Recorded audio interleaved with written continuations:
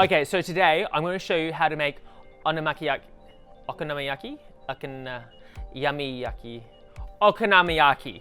And so what you're going to need is a mixing bowl. And listen, this is a recipe that has no rules, okay? Some people call it the Japanese pancake, some call it the Japanese pizza, so you've got options, there's flexibility. So what you need is some plain flour. I'm gonna add that into my mixing bowl, okay? Got just a bit over a cup, but we'll see how it all goes, depending if I might need to add some more. Now, I'm gonna use 3 eggs, okay? 3 whole eggs in like so.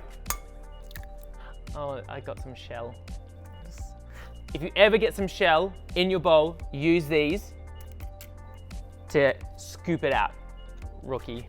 Okay, so now that I've got my eggs in, what I'm gonna do is I've got about 1.5 cups of chopped cabbage. So I've shredded it and then just made it a little bit thinner because you don't want it too thick, all right? Now, I don't know what we're calling them today, but I'm gonna call these spring onions today, but you may know them as shallots. So we're gonna really thinly slice them and then add it in like so. Now, what I'm gonna do is using my spoon is gonna just start mixing it all in. Now, because this is Asian-ish, I would use dashi. Now, I don't have dashi and I can't get it from my local supermarket. So I'm using chicken stock instead. So you just wanna add roughly about 1/2 cup of chicken stock. And just for a bit more saltiness, I'm going to add some soy sauce, and I'm looking at about a tablespoon. All right, great. This is at a great batter consistency. So I've got a non-stick fry pan, but I'm gonna add about 1/4 cup of vegetable oil. Now you can use any oil that you like, as long as it doesn't have too much flavor. Now just make sure when you're cooking this that the oil isn't too hot, because you don't want to cook it too much on the outside and then it's all battery and in the middle, okay? So add a heaped spoon of it into the center. Okay, so it's like a little light fry. And we're trying to make the best that you can of a circle. Okay, now resist the temptation, but do not squish it down in the pan. You want it nice, light, and fluffy. Now, what I've got here is some whole raw prawns, okay, that have been deveined and shelled. Now I'm just gonna place it while it's still cooking into the batter, all right? Now you can use any protein and you could add it into the mix if you like.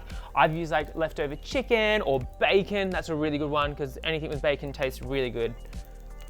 Okay, so that's been cooking for about like 7 to 8 minutes now on a low heat because like I said, we don't want it to be battery on the inside.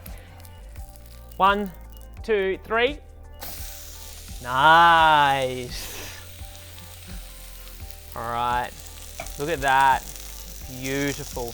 Once again, do not be pressing it down. It's not an ironing board. It's an Okonomiyaki. Okonamiyaki. All right, so we are ready to serve this up. Just gonna get it and then, oh, yum. Look at that. Can you check that out? Look at those golden crispy prawns cooked right through. All right, to serve. Now, traditionally they do like this amazing Japanese sauce, but who got time for that? I don't. So what we're gonna use is we're gonna use barbecue sauce first and just quickly just go along like a really nice thin line like so. Oh, yum. And then across the other way. And like, this is definitely Asian-ish. This is not what you'd get traditionally. And now, kewpie, my favorite type of mayonnaise, okay? Doing the same thing, different direction. Oh, yum.